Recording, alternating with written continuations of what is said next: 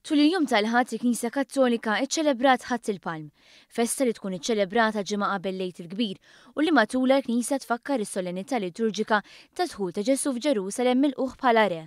F'Malta Ħadd il-Palm ikun iċċelebrat f'funzjonijiet fil-knejjes madwar il-pajjiż u anki proċessjonijiet biex ifakru dan l-episodju Bibliku. Saret ukoll attività fil-Palazz tal-President.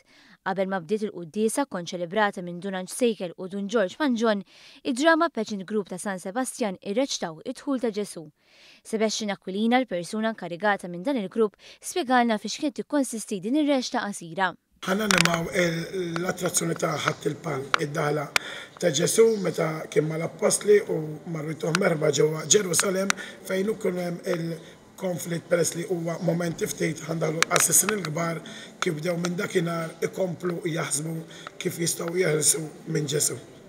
Il-quddiesa kienet animata wkoll mill-kant tal-Jubilate Choir.